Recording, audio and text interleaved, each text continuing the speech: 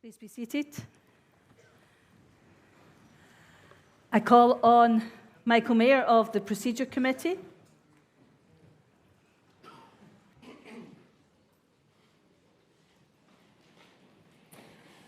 Moderator, Mayor 494. As reported on Saturday, the Procedure Committee proposed a consent agenda to deal with the reports of the Delegation of the General Assembly, the Chalmers Lectureship Trust and the report of the Church Hymnary Trustees. No emails have been received to move these items from the consent agenda to the order of business, and so we move that they are now accepted by the General Assembly. Does the General Assembly approve? Thank you.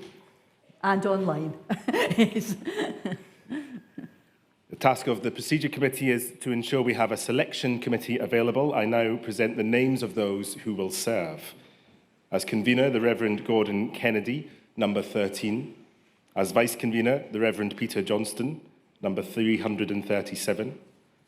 The Reverend David Cameron, 252. Mrs. Helen Hannon, number 32.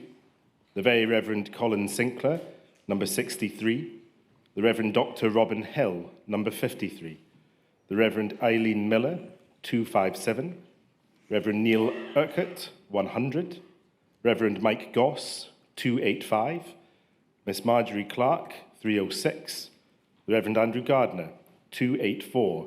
Mrs. Anne Bowie, 350. Mr. John Kitson, 142. Mr. David Nicholson, DCS, 203.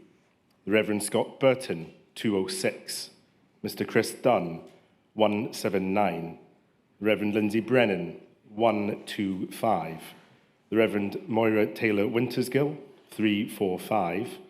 Mrs. Christine Mackenzie, 392. The Reverend Thomas McRoberts, 376. Should the selection committee be required, the Senate room is booked tomorrow lunchtime at 1 p.m. Members of the selection committee should bring a sandwich with them to this meeting. The Procedure Committee have reviewed the order of business for today and have made the decision to remainder the reports of the Safeguarding Committee and the Registration of Ministries Committee to Thursday morning. I have met with representatives of these groups and I'm grateful to them for their willingness to move to this time. Additionally, the Procedure Committee will wish to amend the time given to commissioners for speeches from 5 minutes to 3 minutes.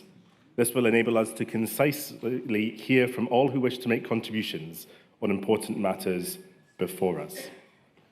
Finally, the Procedure Committee are also going to set an order of the day for today at 4 p.m. to hear the report of the Theological Forum and the Faith Action Programme Leadership Team on assisted dying. Moderator, I move these two things. Thank you. The Assembly approve? Excellent. So we have a point of order from Elspeth Mackay. Elspeth Mackay, 338. I respectfully ask that those online, and especially after the comment that we had from a rural congregations, for those who are in rural, when we don't have particularly fast internet, that we're given a little more time to agree or otherwise to anything. And just now, we weren't even given an opportunity to agree to the amendments that the Reverend Michael Mayer gave. So it's just give us a wee bit more time, please. Okay, thank you. I note that. Thank you. So we return to the business before us. We have a new section 9 in the name of Sandra Black. And Fiona will read it for us. Thank you, Moderator. The new Section 9 in the name of Sandra Black is as follows. Instruct the Assembly Trustees in consultation with the Faith Action Programme Leadership Team to produce guidance as to the process for the ending of ministries in insolvent charges, detailing the process for severing the pastoral tie, leaving a manse, discerning the future calling of the minister and the pastoral support of the minister and their family. Is this seconded? Is the convener willing to accept it? Sandra, if you would like to speak to it briefly. Thank you. Thank you. I really wanted to bring this because the Assembly trustees have been reminding us all morning about this really, really difficult work that we're doing. And it is, and it impacts the whole church. But the insolvency of congregations doesn't just hit a whole place, it hits families and ministers in particular. And I think that ministers and congregations deserve nothing less than the clearest and kindest process that's possible in very, very difficult circumstances. I have no doubt at all that the Assembly trustees wish to be kind and wish to work with integrity and do all good things. But I think for ministers who may well find themselves in this situation, or may be worrying already today that they'll find themselves in this situation, clarity in the process is the kindest thing that can happen. Therefore, I hope that the Assembly will support this motion. Thank you. Thank you, Sandra. You've heard that the convener is willing to support it. Does the Assembly approve? It's approved in the room and online. Thank you.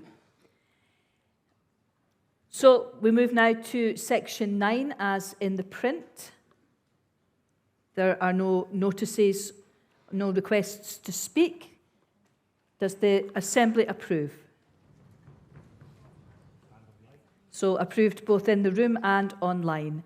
We have a new section 9 in the name of Robert Allen. I'll ask the clerk to read it. So a new section 10. New section 10 in the name of Robert Allen. Is that correct?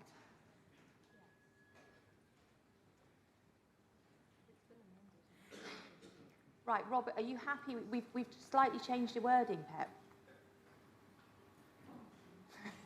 We did email you. So it conforms with Standing Order 67, which is the new Standing Order 56. We passed the new ones on Saturday. Are you happy to accept this, Robert? I thought that was the standing order you were talking about. Yes, Marvellous. yes, I would be glad to accept this. Oh, Robert, great spirit. I'll read it out for the Assembly. Instruct the Assembly trustees to review stipend scales, including consideration of benchmarking with the teaching profession in Scotland, and report back to the 2026 Assembly. Is this seconded? Is the convener wishing to accept it? No. Robert, I'll let you speak. Oh, sorry, I thought you weren't accepting it. I was getting all excited there. Moderator, money is tight. We're up against it. The Assembly trustees say we're at tipping point. So let's not talk about stipends. No, let's talk about stipends. The old maintenance of the Ministry Committee benchmarks other professions in the desire to make sure ministers were paid a reasonable salary for the work they did, for the life they lead in modern Scotland. Board of Ministry continued that excellent work. It's now fallen by the wayside. Nobody seems to speak for ministers these days, and I don't claim to either. What I say is out of respect for my hard-working colleagues.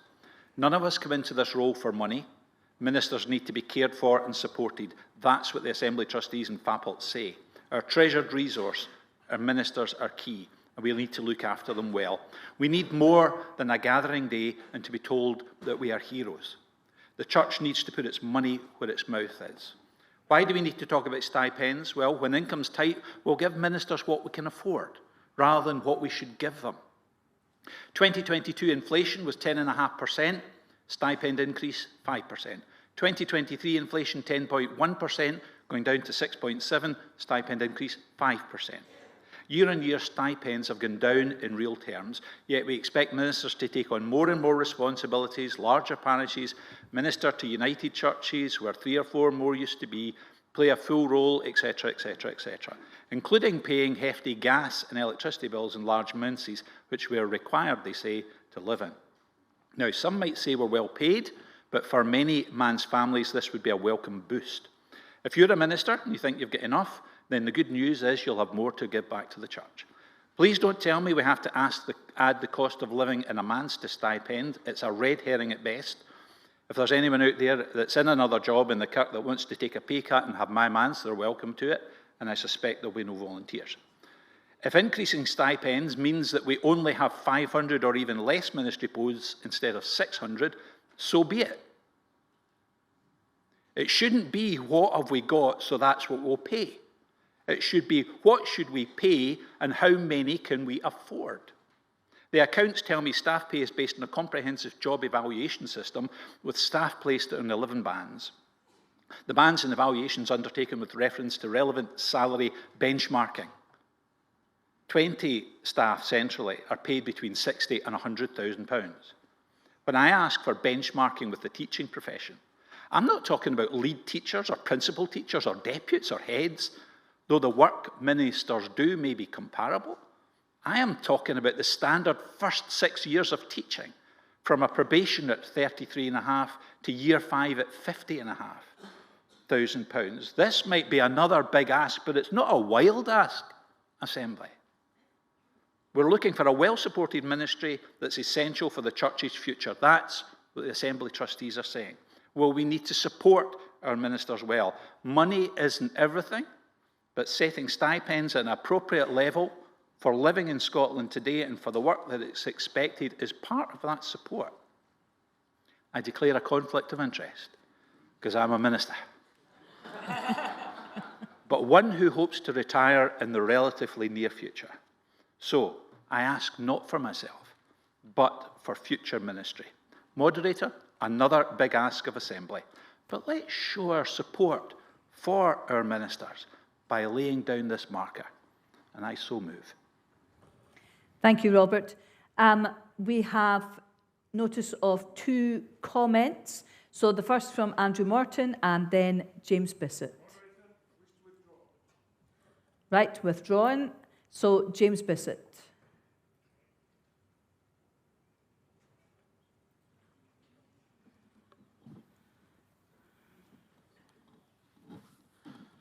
Sorry, Moderator, James Bissett, 507. I thought I had somebody in front of me, so hence climb over the chair. Vested interest. I'm an ordained local minister transitioning into full-time ministry. I would just, while I am in favour loosely of benchmarking to other professions, I wouldn't want to tie the trustees to one particular profession. I was a trade union rep at one point in the past. We would always try to tie ourselves to the best possible thing in the outside market. So benchmarking is good, but not necessarily tied to one particular profession. Thank you. Thank you, James. Convener? Thank you, Moderator. Thank you, Robert, for your proposals once again. Oh, right. I beg your pardon? Yes, indeed. Robert, is there anything you want to add to what you've already said?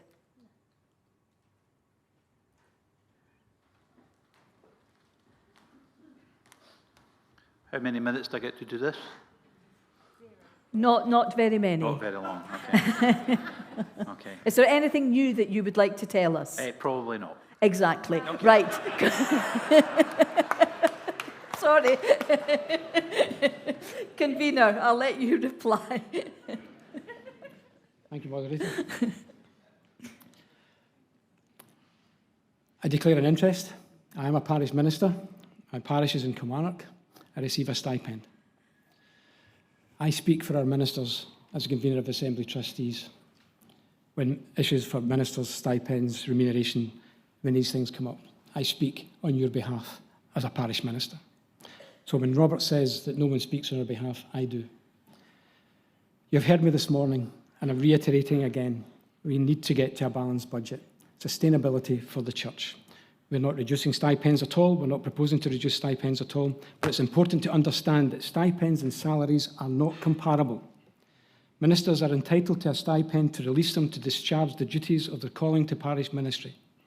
Salaries, on the other hand, are contractual arrangements whereby an individual is paid an amount of money in return for work done.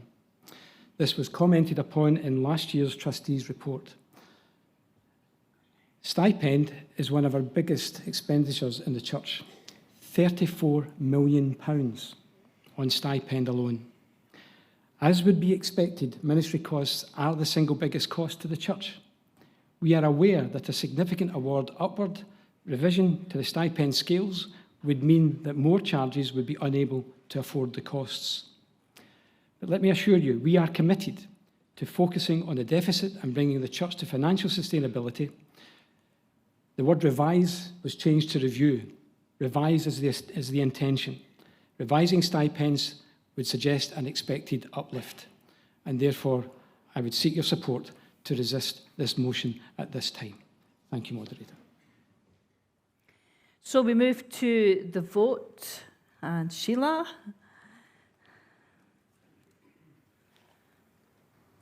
Thank you, Moderator. We are voting for or against the new section proposed by Mr. Allen. If you are voting on the hub, the buttons will appear in the current live debate page. If you are in the hall, it's button 1 for, button 2 against. And when my phone responds to my fingers, I will be able to open the debate, and the vote rather. Okay, the vote is now open.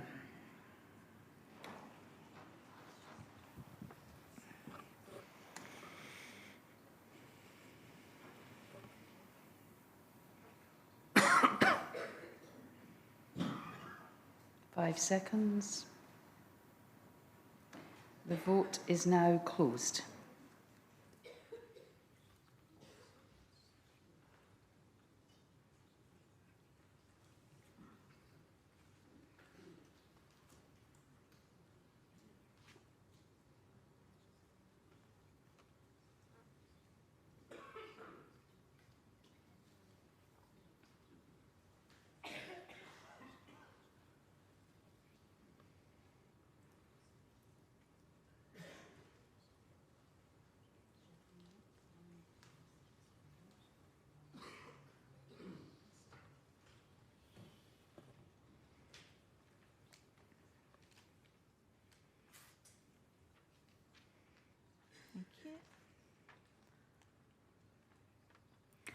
So they're voted for 136, against 155, so the amendment falls. So section 10 as in the print. Oh, a request to speak, Alan Childs.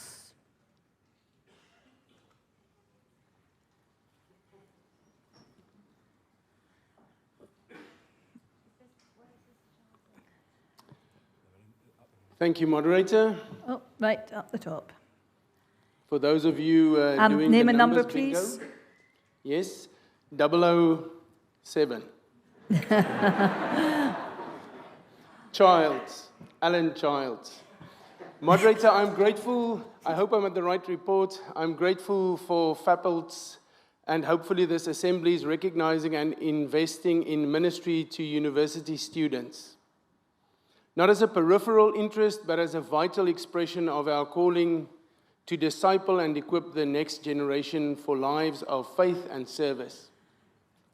This is not theoretical for me. Before serving in Scotland, I spent over a decade in university student ministry in South Africa as a minister to university students. I witnessed firsthand the transformative impact of Excuse me, Moderator. Mr. Childs, I think that's actually for tomorrow. If you're talking about assistant ministers, that's under Faith Action Programme Leadership Team. I'll be back. Okay, so I think we're And I've been shaken but not stirred. mixing up two superheroes here as well. Okay, so we are on section 10 as in the print. Does the Assembly approve? Approved in the hall and online. Section 11. Yep, in the hall and online. Section 12. Yep, that's both in the hall and online. We have a new section 13 in the name of the convener, David. I'll get Fiona to read it for you. Thank you, Moderator. In relation to Israel-Palestine, 1, condemn the resumption of the war on Gaza, the blockade of food and humanitarian aid, the ongoing forcible displacement of our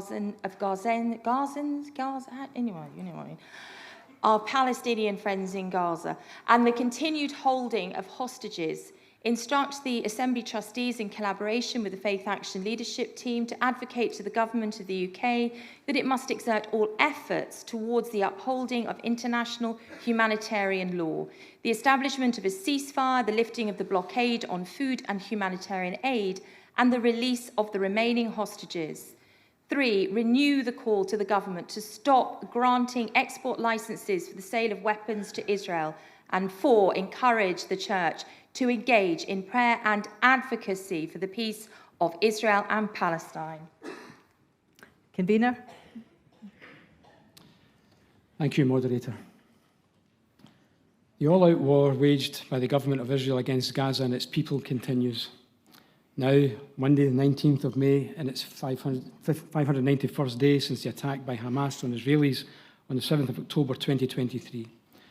The resumption on the 18th of March of bombing and the ground offensive in Gaza has led once more to hundreds of civilian deaths, now totalling more than 52,000, according to the Gaza Health Ministry, with repeated targeting of hospitals and aid workers, as we heard from the Archbishop this morning.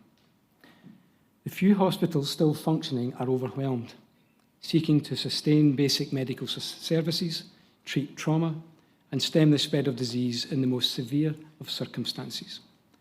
Moreover, 10 weeks into the enforced blockade of food and humanitarian aid, the levels of deprivation and malnutrition have reached famine proportions, with images of emaciated children beginning to lead news reports. Today, the Government of Israel has agreed to allow limited humanitarian aid into Gaza. For months, we have seen the weaponising of hunger in the war, resulting now in the deliberate starvation of Gazans, in violation of international humanitarian law. That we are seeing the ethnic cleansing of Gaza is beyond reasonable dispute for the avowed purposes of annexation and occupation. Civilians have again been forcibly displaced and confined into ever-shrinking spaces, as 70% of the territory is either within Israeli militarised zones or under displacement orders, according to the most recent UN report. In Israel, there continues to be heavy criticism of the conduct of the war from families that despair of ever seeing their loved ones released from hostage. The World Council of Churches has this week reaffirmed its unwavering commitment to the principles of international law and justice, without discrimination, in this and all contexts. The churches of the world cannot remain silent in the face of such appalling inhumanity. Together with our partners, including the Episcopalian and Lutheran churches, Rabbis for Human Rights, Women Wage Peace, the Sabeel Liberation Theology Centre, and Praying Together in Jerusalem, we have asserted the sanctity of human life, the dignity of all people, and the equal right of all to live in security and peace against the killing, racism, displacement, and degradation of the war. We continue to join with millions throughout the world in praying for an end to the war and the beginning of healing and the rebuilding of streets to live in. In Jerusalem, this will be supported by the Church of Scotland's involvement in the annual Interfaith March for Human Rights and Peace on the 28th of May. Moderator, I move this section of deliverance. Thank you. Thank you. There is a comment from... Comment from Grant Barclay.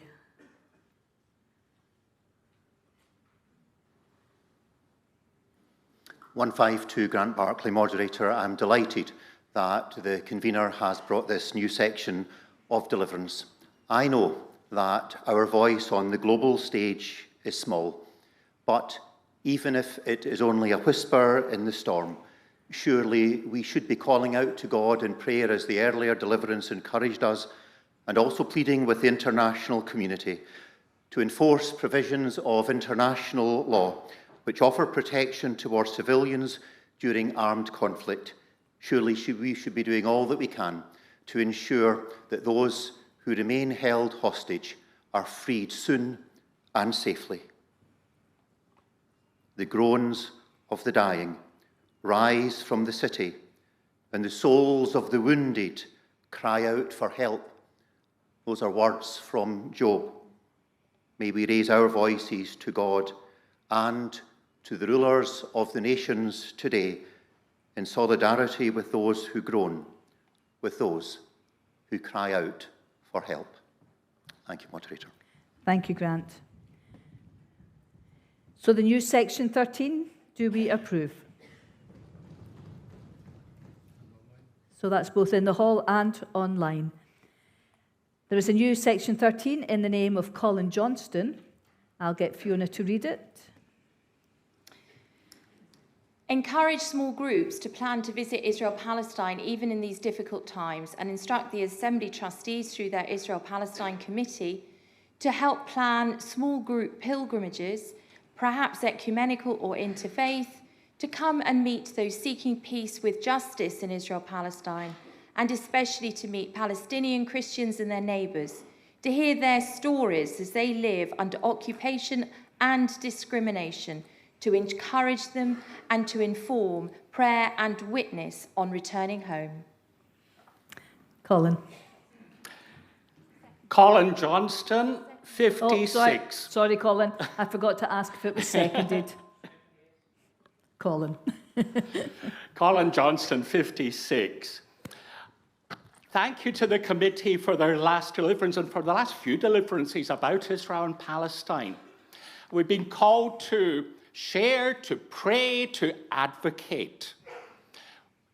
The best way, go and see, go and listen, show solidarity. Moderator, we're part with Sheila and others as a group of churches along the St. Cuthbert's Way, and we seek to engage with pilgrims as they walk from Melrose to Lindisfarne to the Holy Island. Pilgrimage has become a big thing. But pilgrimage has been there since Helena tried to find her little bits of the true cross.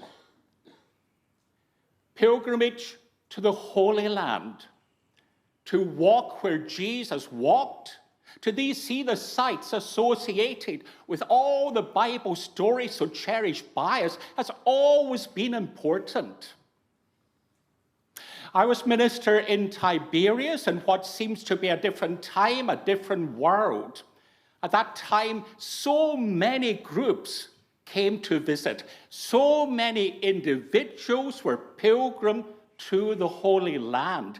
And it was a privilege to meet, to engage, to be able to point them, to speak with local people of different backgrounds, different religions, to hear their stories. With the war in Gaza, that has virtually come to an end. Very few people are going now. But what we're calling with this deliverance is for people to think about going and engaging as small groups with the local people there. I think we're all very moved this morning when we heard the bishop speak. It's important to go and listen to people's voices. Yes, it's a difficult time. Safety is an issue. Insurance costs are an issue. But at least think about it. We have our people on the ground who are so wanting to share what they know with us. And so I move this motion. And it's been seconded. Thanks very much, Colin. We're going to hear from one of these people on the ground, so Muriel Pearson, and then Derek Browning. Muriel Pearson, 429, mission partner in Israel-Palestine. I bring greetings from Reverend Dr. Stuart Gillen and from the congregation of St. Andrews, Jerusalem and Tiberias, and I know that our elder Heather is listening online and taking part online in the debates this week. Of course, people are reluctant to come to Israel-Palestine at the moment for a number of different and valid reasons, yet solidarity groups, some larger than others, have been visiting all through the war on Gaza. In February 25, Rebecca McGonigal and I were able to join a small ecumenical group for 5 days. We visited Princess Basma Hospital in East Jerusalem, the community of Massafayyata, featured in Oscar-winning documentary No Other Land. And we were also able to spend time with EAPPI, ecumenical accompaniers, visiting communities, witnessing uprooted olive trees and human rights violations at checkpoints or house demolitions. We heard from Israeli groups, Rabbis for Human Rights and B'Tselem and Zochrot, who aim to educate Israelis about the Palestinian experience of Nakba in 1948 and work together to restore relationships. We met remarkable, brave, compassionate leaders, both Palestinian and Israeli. It was so enriching and so possible to do now. Now, all visits would have to be carefully risk assessed. The programme would be subject to change. The holy sites, should you wish to include some of them, would be almost empty, and we'd be able to include theological reflection, times of prayer, and deepening of understanding. Flights are expensive at the moment and subject to change. Foreign and Commonwealth Development Office advice would need to be followed. But for those who are able to stand a small element of risk, it would be such a morale boost for those you meet, and so important when you return home to help congregations pray and act and give meaningfully. Thank you, Moderator. Thank you, Muriel. Derek. Moderator Derek Browning, number 4, simply to add my support to what is being proposed and to thank Colin for raising this and for Muriel just speaking. I visited on behalf of the General Assembly, Israel, Palestine and Jordan in 2018, and it was an important visit, and I saw things and I heard things that I will carry with me all the days of my life, including a visit to Gaza, which was very difficult to do then, impossible now, because there is virtually nothing left of Gaza to visit. I would say, however, that in relation to this particular motion that we've got to this new section here, that whilst it is absolutely crucial that we speak to the Christians in that area and speak to the Palestinians in that area, also important to speak to Muslims in that area and also to speak to Israelis in that area, because some of the most challenging but worthwhile things that I was unable to do was to meet with some of our Jewish friends in that area, not all of whom are in agreement with what the government is doing in their name. And so if this is accepted by the General Assembly, and I'm not seeking to amend or change what is being said, that to make those provisions where at all possible for visits to take place not only to Christian Palestinians but to Muslim Palestinians and to the Israelis, to the Jewish community, is particularly important. And I also would say that it's not just simply supporting those folks in Israel, Palestine. We also have to bear in mind the relationships we have with those communities within our own country, which can sometimes be quite fragile. So degrees of sensitivity, degrees of openness, but always engagement with people who are involved in this terrible, terrible, terrible time. And I'm so grateful that Colin has raised this matter in front of the Assembly today. Thank you, Moderator. Thank you, Derek. We have another comment from Michael Stewart.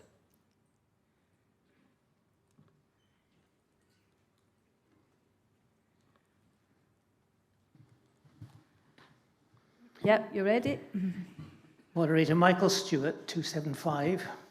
I may be the only contrary voice in the Assembly today. I have visited Israel on a number of times, the last one just a couple of years ago. I have contact with people in Israel working in Ashdod and Ashkelon on the borders of Gaza. While I have the greatest sympathy for what has been said and for the ordinary people of Palestine, I appreciate, from what I know, that this war for Israel is an existential war. If this war is lost, there will be, as there was before I was born in 1942, no Israel. There is an awful lot of propaganda going on both sides of this argument. but I think it behoves the Church of Scotland to listen to both sides of the argument. Thank you, Moderator. Thank you. And Robbie Hamilton?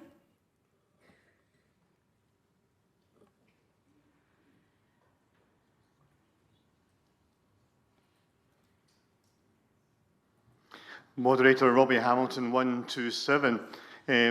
Before gap years were in vogue, I spent time in Israel-Palestine as a volunteer in Tiberias. A number of years after that, I led a group from Airdrie to Israel-Palestine. And that was after the first Intifada. And I'm not going to speak for any length. I just want to point out what someone said to me when we were there. We stepped out of the Golden Walls Hotel, and it was obvious that we weren't locals, because we were from Airdrie. But we stepped out of the Golden Walls Hotel, and this man came up and said, "Thank you for visiting us. We thought the world had forgotten about us."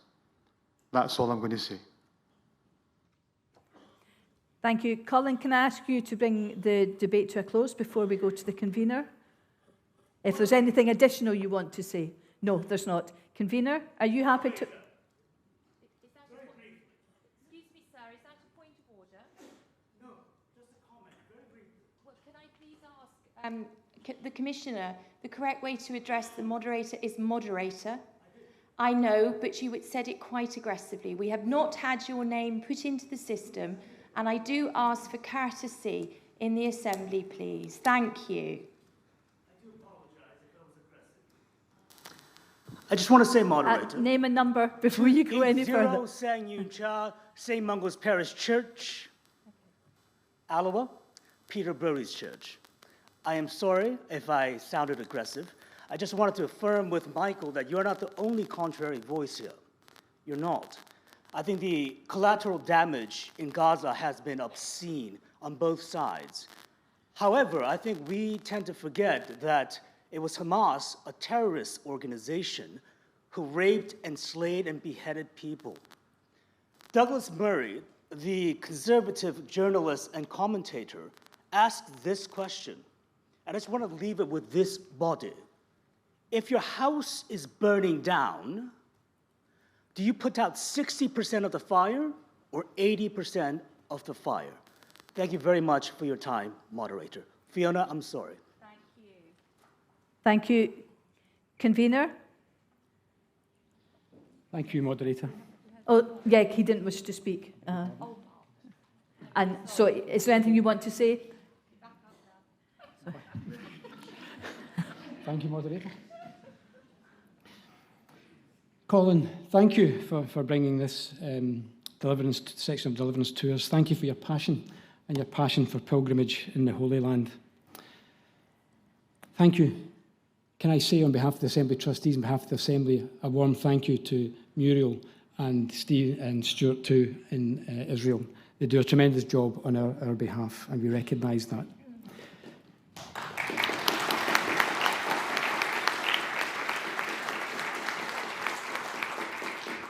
And I would encourage congregations to engage with them, to learn more of their work there. I'm also grateful to Derek for his contribution as well. But this is not 2018. The trustees are incredibly sympathetic to the intention behind this section of deliverance and supportive of the work of our mission partners, as I've just said, particularly in relation to support of our Palestinian Christian brothers and sisters. Sadly, however, we find ourselves unable to support this deliverance for two reasons. Firstly, we think it would be irresponsible of the Church to encourage travel to what continues to be a very unstable region. Insurance cover is not readily available, and every trip which our staff undertake has to be approved by our insurance company, with stipulations as to where travel is permitted under the insurance policy. Our staff are on daily check-ins via our contracted security company, and they all carry satellite trackers. Current UK government advice is that there is a risk of missile and drone attacks throughout Israel. There is a risk of shrapnel from intercepted missiles falling across Israel and the occupied Palestinian territories, and possible disruption at Ben Gurion Airport. On Saturday alone, we received 11 alerts regarding IDF activity or reports of people being killed, and the airport was temporarily closed due to an attempted Houthi missile strike. Because of the risks involved, arranging trips take a huge amount of time, and this is the second reason why we cannot support the deliverance. Significant work in terms of risk assessments and security advice would need to be undertaken in advance and during any such visits from small groups. At a time when we are reducing the national office staffing, we are unable to take on the additional work required as we don't have the budgeted staffing resource that is needed to operate these trips safely. It would not be wise for us to attempt to do so for ourselves, as we simply don't have the expertise and staff needed to navigate travel in a conflict zone. There are those specialist travel companies through whom travel to Israel and Palestine can currently be arranged, and we would encourage people to use this option if they saw fit. We are not disengaging, but to act responsibly out of concern not only for our staff, but also for those they would seek to visit. We cannot, in good conscience, endorse travel to this region at this time, given the current instability. That said, let us not allow the inability to travel to silence our commitment. We can still listen, still advocate, still support, still pray. We urge the Assembly to consider how we might more safely and sustainably bear witness to justice and peace through our words, our partnerships, our prophetic voice here at home. Therefore, with great regret, we are unable to support this deliverance and hope Commissioners understand why from my explanation. Thank you, Convener. We're going to move to a vote on this because opinion is divided. Sheila will keep us right. Thank you, Moderator. We're voting for or against this new section on the hub. Voting buttons will appear on the current live debate page, excuse me, in the hall. Button 1 for, button 2 against. The vote is now open.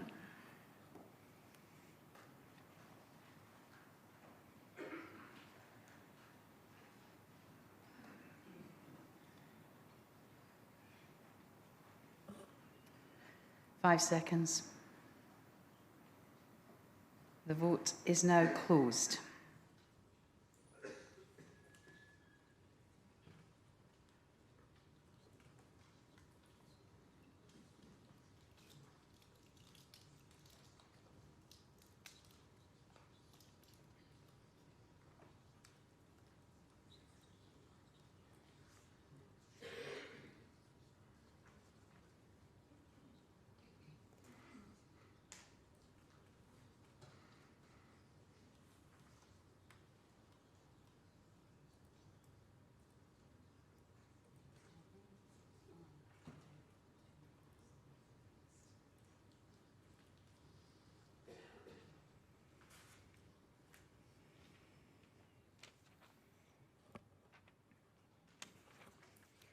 There voted for 65, against 247, so the new section falls.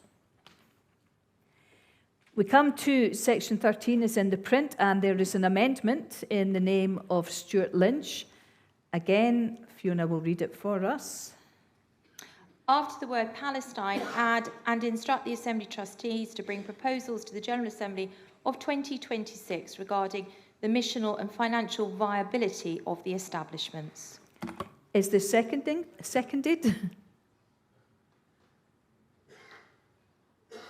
Is there a seconder? No seconder. Yep. Oh, sorry. Right. Is the convener willing to accept this? Convener's willing to accept it. Stuart, do you wish to speak briefly to it? Moderator, Stuart Lynch 354. I understood from the solicitor that the Assembly Trustees have slightly amended their own Deliverance 13, really taking into account the substance and reason for my amendment. So I would be happy to withdraw mine if they wish theirs to proceed. I'm understanding there's a bit of confusion here. The clerk will maybe cast light. Hello, Stuart, thank you. I'm sorry you seem to be confused, which is happens to me on a regular basis, as is witnessed. I think the misunderstanding has been when you had the conversation with my colleagues, this was the proposal to amend your amendment, which they understood that you'd agreed to. So this is still your amendment. Oh, I see. Okay, so, but what we're also aware of is that the Assembly Trustees are happy to accept your proposed amendment. Does that make any sense? Are we shaken? Are we stirred? Do we need 007? Sorry, I thought my instruction really, or advice was to withdraw mine and on the basis of theirs. I wasn't part of that conversation, I'm afraid. Unless I've misunderstood what Mary was saying. Mary, can you clarify, please? Yes, I had understood that that's what had been agreed, so apologies if I've contributed to the confusion. But my understanding was, as Stuart has said, that he was to withdraw his amendment and then the convener was to amend the existing section 13. We get to the same place either way. I wasn't aware of that, moderator, but I'm happy to accept. Yeah, we're not aware of it either. But in that context, I'm happy to accept that amendment to section 13 in the print. Okay, so convener's happy to accept it. Stuart, is there anything else you'd like to say? Well, if there's not, that's fine. We've got Gary Peacock waiting to speak as well. I could say a couple of things about the reason that I'm suggesting it, if that's helpful, but if it's not contested, then I don't need to say that. Just briefly, just so we know. Thank you. Well, I noted from section 414 that the unpaid amount from the institutions in Israel for rent and also for repayment of the loan is 1.28 million. And as the Church seeks to achieve a break-even budget, this is not a situation that can be sustained. And I noted also from 1512 that external consultants have been engaged to produce financial forecasts to propose solutions and valuations of the two hotels, that these will be considered by the Israel-Palestine Committee and then relevant stakeholders with recommendations to the Assembly Trustees to consider. So, due to the urgency of the achievement of a break-even budget, it's necessary for the Assembly Trustees to bring definite proposals to the General Assembly of 2026 concerning this deficit situation. So that was my thinking and my reason for proposing the amendment. Thank you. I'm glad we've got clarity now. Gary Peacock. Gary Peacock, 96. Thank you, moderator. I was perhaps surprised that the convener accepted, as I was happy to leave it with the Assembly Trustees, but I'd just like to make a comment and say that the properties we have in Israel, I was a volunteer like a previous speaker out in Israel and Palestine in 1990, and we heard very clearly at lunchtime from the Reverend Muriel Pearson that the properties we hold out in Israel and Palestine and Tiberias and Jerusalem, we hold not so much on our own behalf, but in trust, as it were, for the wider Christian church throughout the world, and in solidarity with our Christian brothers and sisters in the Holy Land. And so, while I understand, and the convener has outlined very clearly the difficult financial position we're in, I would like to say that I think, it may be a sacrifice to hold on to these properties at the moment, but I would suggest that perhaps it's a sacrifice we have to make in solidarity with our brothers and sisters in Israel and Palestine. Thank you. Thank you. Convener, the last word. Well, Stuart, is there anything else you would wish to add to what you've said? Nothing I would wish to add. That's fine. Thank you. Convener, the last word. I'm grateful for the comments. Just to say that we're happy to accept, but just to bear in mind that we need to be very careful about presence and the entities that we use there, the commercial enterprise, we're looking at very closely. And we will come back next year with formal proposals. Thank you, Moderator. So the convener's happy to accept. Is the Assembly willing to support this? Yes, in the room and online. Thank you. So we move to the amended section 13. Does the Assembly approve?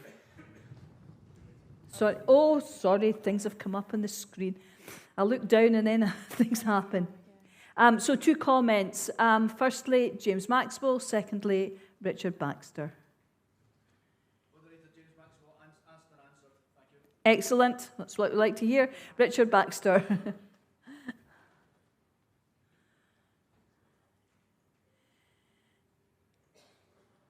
Moderator Richard Baxter, 153, Minister at Calvin West, and to declare an interest, Chair of the Directors of the companies which have responsibility for the hotels in Tiberias and Jerusalem. This morning, the Assembly listened and responded with enthusiasm to the words of the Archbishop of Jerusalem, talking about the importance of the ecumenical cooperation, the links that take place, and the place that the institutions, particularly in what he was saying in Jerusalem, have in that process. We also know that over the weekend, senior staff from the embassy and consulate in Israel paid a visit to St. Andrew's in Jerusalem. I don't know what that was about. I don't know what it was for, but it shows that they too are engaged in important work connected to that. So it seems a little bit odd that when the Assembly rose to its feet this morning in support of the words of the Archbishop, that the most that the Assembly trustees can find to say about the work of our dedicated staff in the hotels in Jerusalem and Tiberias is, let me say, find the words, to the original 13, note the ongoing work relating to the commercial establishments in Israel and the Church of Scotland's presence in Israel and Palestine.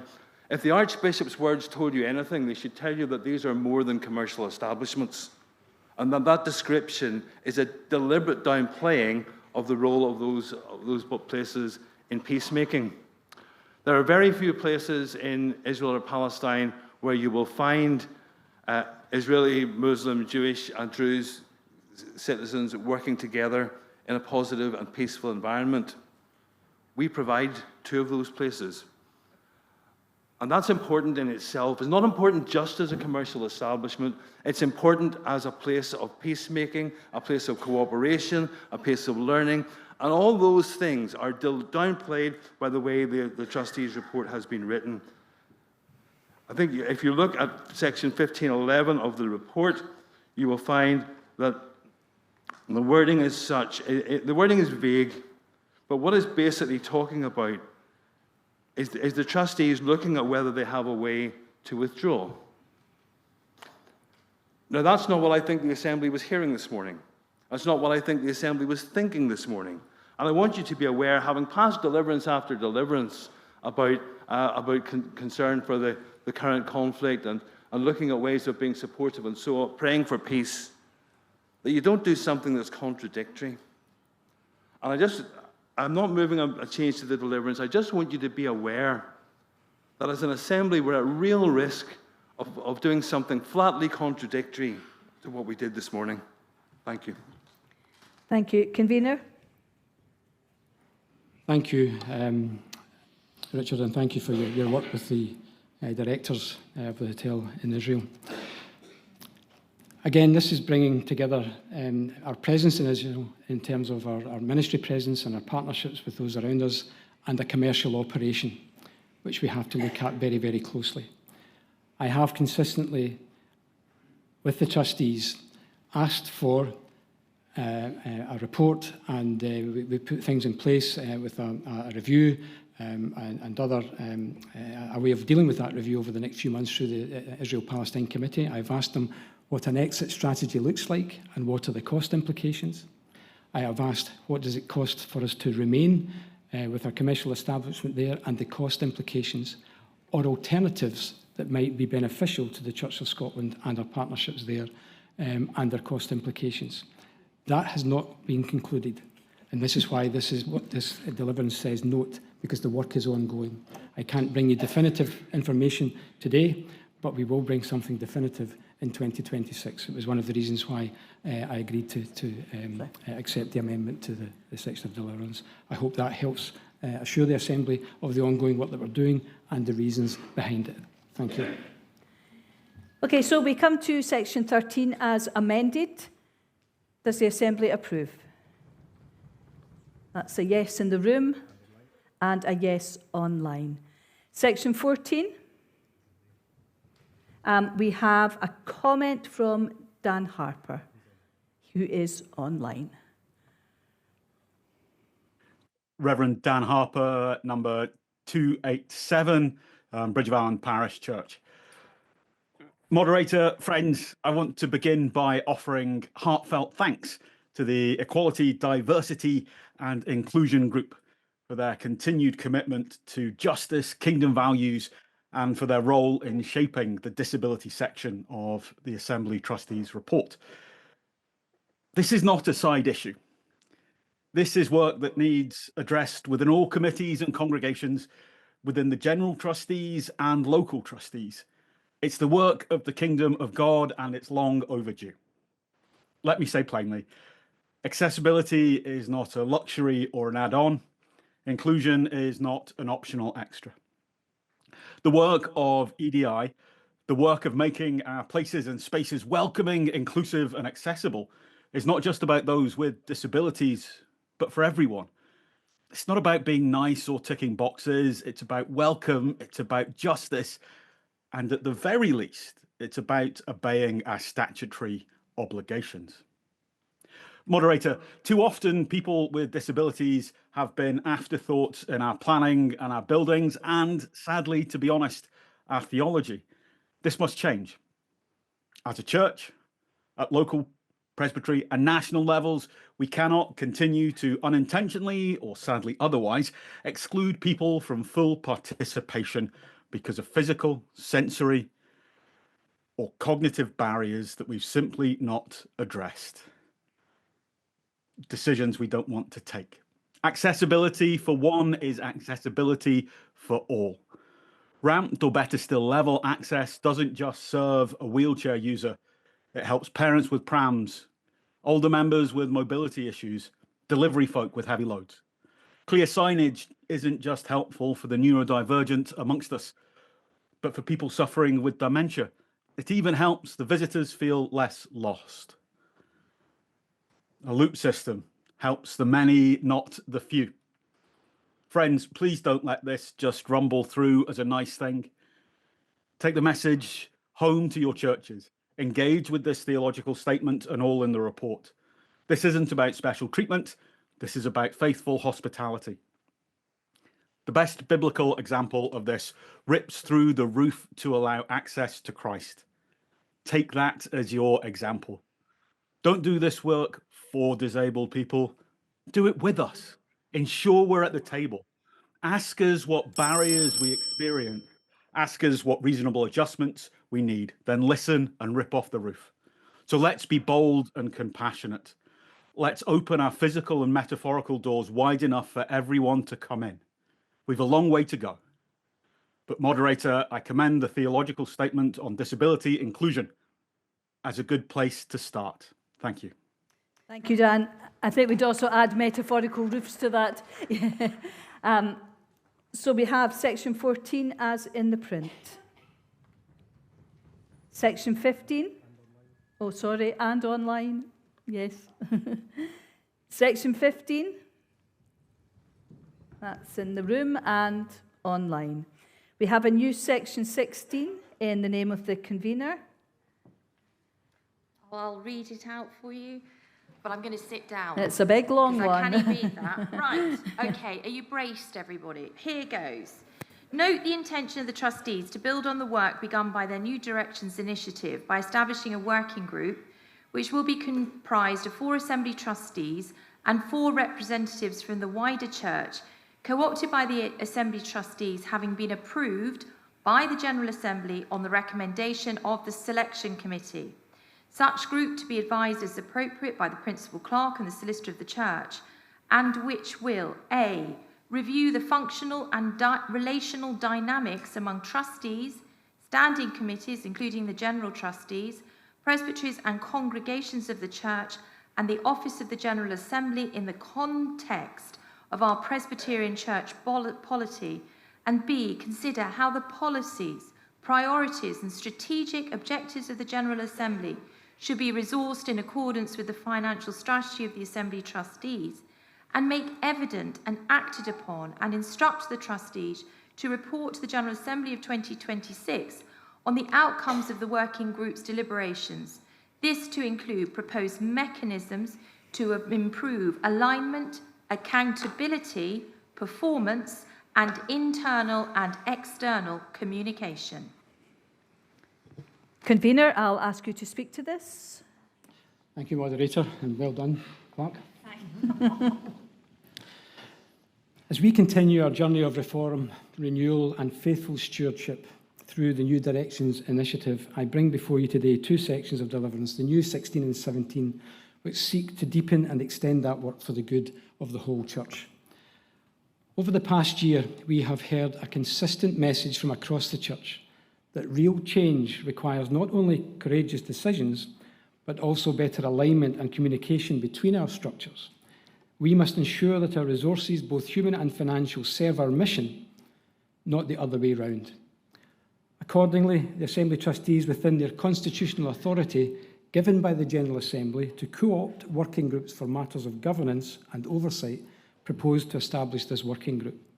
This group will bring together 4 trustees and 4 representatives from the wider Church, individuals with practical experience and insight, approved by the General Assembly on the recommendation of the Selection Committee. The remit is twofold. First, to review the functional and relational dynamics among the trustees, the Office of the General Assembly, presbyteries and the Faith Action Programme Leadership Team, the General Trustees and Standing Committees of the General Assembly, so that each may play its proper role in our Presbyterian polity with clarity and mutual respect, and to consider how the strategic objectives and decisions of the General Assembly are resourced and implemented. We have heard the call for more collaboration, more trust, and greater coherence across the Church's leadership and governance. This group will be asked to consider how we better align that decision-making with mission, how we ensure accountability without centralisation, and how we resource the Church we are becoming, not merely the structures we have inherited. Moderator, we are not proposing another layer of structure. We are creating a space for honest reflection and practical proposals to emerge. The group, through the Assembly trustees, will report to the General Assembly in 2026, and its work will help shape how we steward our people, finances and energy for the future. I commend to the Assembly Section 16, which establishes the group, and Section 17, which instructs the Selection Committee to bring forward the names who will represent the wider Church in this important task. May this be another step toward building a Church that is faithful, transparent and fit for mission. Thank you, Moderator. Thank you, Convener. There is a question from Thorsten Koenig, a question from Kate Trigger-Duffert, and then a comment from Michael Goss. Thorsten. Moderator, first I want to thank the Assembly trustees really for their difficult work. And I think talking about money is not only factual, it's emotional. And I thank you that you do that with such professionalism. Having been an executive and a board member of a multinational company in my previous life, and I'm assistant minister of Kilmacombe Parish Church, so I'm a new kid on the block in ministry, so to speak, and sometimes I have to switch off my corporate world and have to switch on my church world, and it's interesting to see the dynamics between that. I appreciate that it is so important that we get roles and responsibilities right. So I did it. I must do a confession. I read the whole constitution of the Assembly of Trustees from top to bottom. And I took in the first instance 2 colors. What is supervisory, what is execution? Because normally in my previous world there was a clear separation. And I must admit I had to add 3 or 4 more colors because there were things that are not clear and so on. And I like the idea really that this is being discussed, how this is implemented and executed. My question now to the convener is, will this remit potentially also include changes of the constitution of the Assembly of Trustees, if required, to improve collaboration and accountabilities?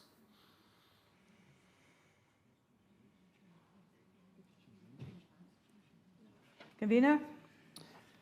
It's very possible, moderator. We'll be open to that. But I think more importantly, it may well change the remits, and particularly of other committees and even perhaps presbyteries in how they engage with us. So that's what this review group will help discern over the coming year. I can't give a definite yes or no answer to that, but there'll be an expectation that it's about bringing the entire church to engage with us in a way that perhaps we haven't enjoyed.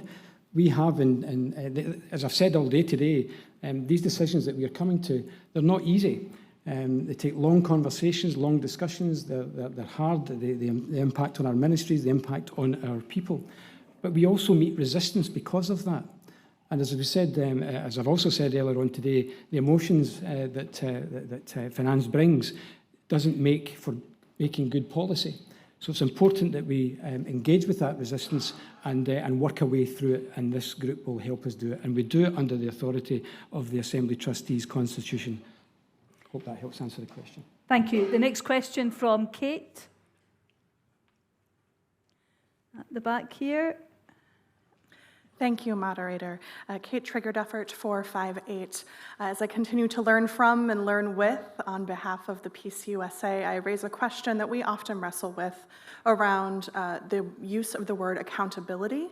And I'm wondering to whom and from whom that accountability is meant to include.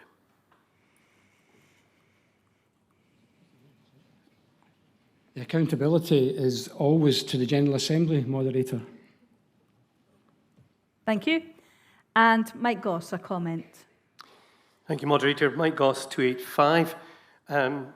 I wanted to express something of a disappointment that this rather important work, which I'm in favour of, has come in as an additional deliverance at kind of the 11th hour.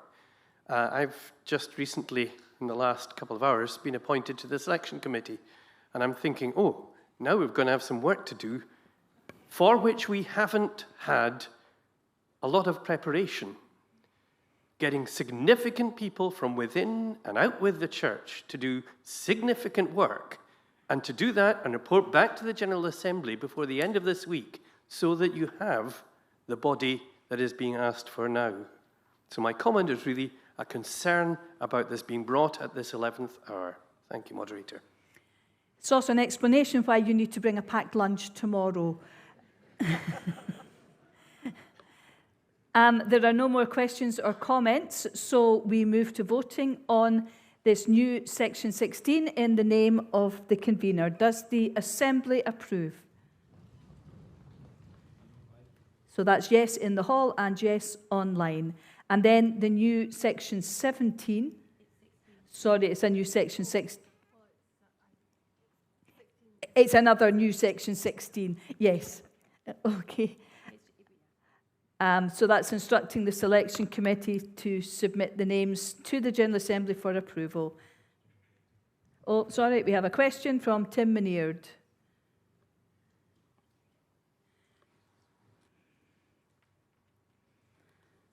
Thank you, moderator. Tim Minard, not Sorry. Mineard, close Sorry, enough. sorry. I got all kinds of variations. 131, I think. Yes, 131. I think it was in relation to the previous one, but I think I pressed the wrong button. Apologies.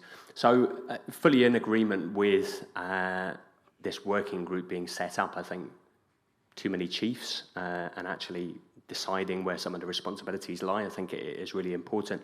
I did have a question about why The role of the chief executive is also not included in that review of where responsibilities lie, and we've heard very little about what's happening with David's role once he steps down, and where some of those responsibilities lie within the structure. So really just a question, apologies if it comes in the wrong place, but it feels like a major oversight to me if we're looking at the whole system, while we're also not including that particular role as well.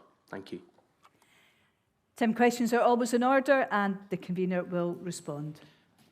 Moderator, I don't want to take up the Assembly's time, but I did answer this morning about the role of the Chief Officer and what the Assembly Trustees were doing with that, and it's within our Constitution to do exactly what I said this morning. Thank you.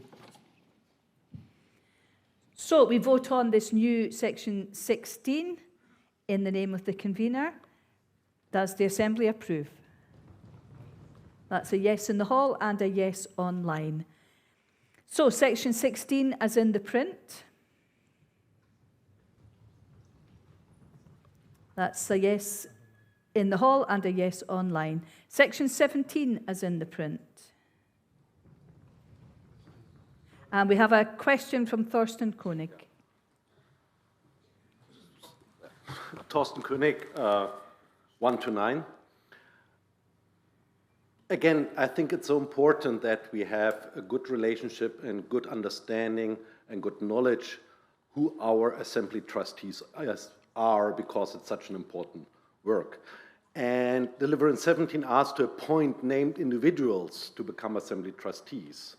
And even so, I fully trust that the selection of those individuals is a result of diligent and prayerful process. However, their qualifications and reason why those individuals should be appointed are not given. Now you can Google that, but I think a brief elaboration on each individual would better enable the commissioners to make an informed decision. It would provide confidence that the Assembly Trustees comprised of individuals collectively having the talents and skills to perform their essential duties. Therefore, I ask the convener if he can give a short, brief description of the competencies and experiences of the named individuals, particularly those skills and experience relevant currently underrepresented among the Assembly Trustees. Thank you. Convener?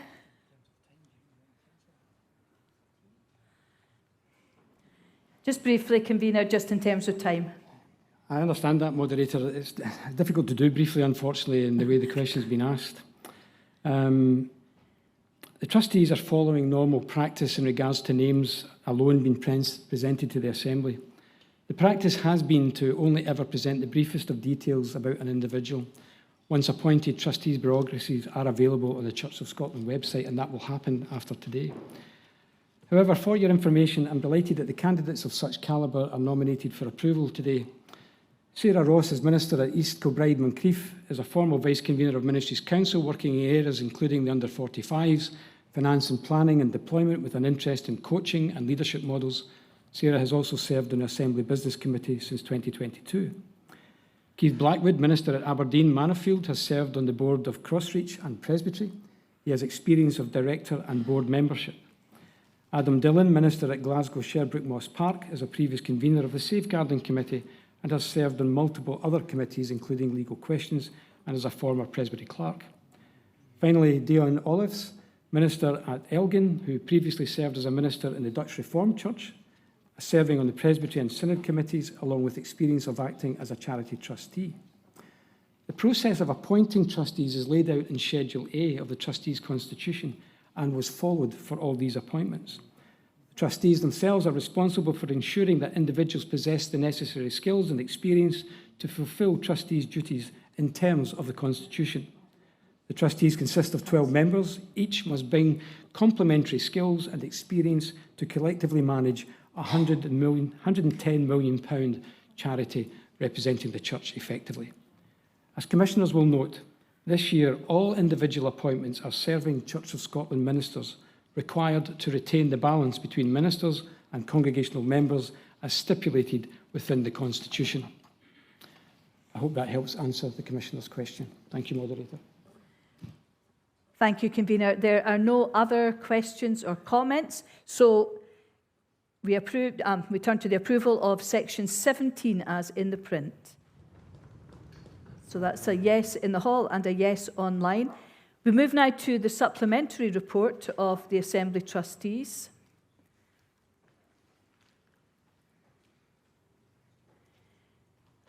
Give you a minute to get there. So, firstly, receive the supplementary report. So that's approved both in the hall and online.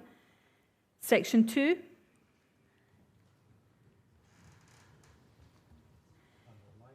Approved in both places. Section 3.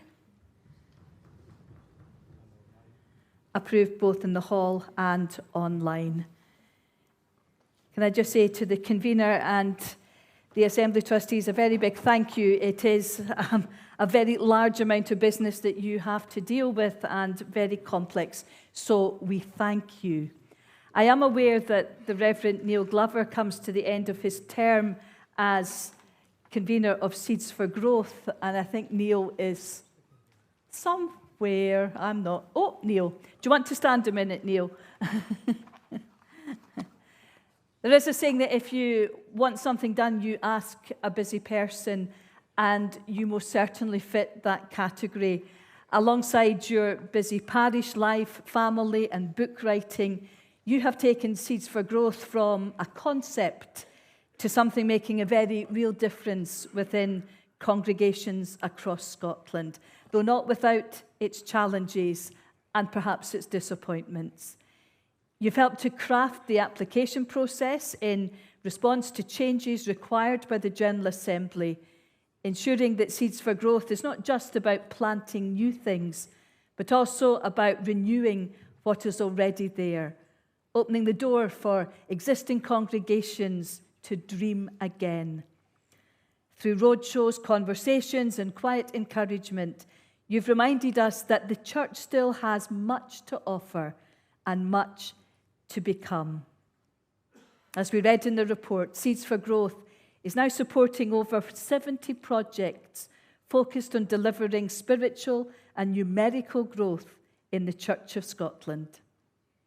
Neil, as you step down from your convenership, we offer you our thanks for your commitment to and your vision for this work, and we ask God's blessing on your still very busy life.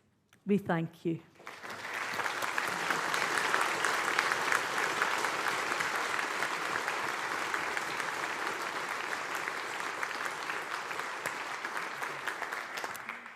And thank you to the Assembly Trustees. Oh, sorry. The report and the supplementary report as a whole. Thank you. Approved both in the hall and online. Thank you.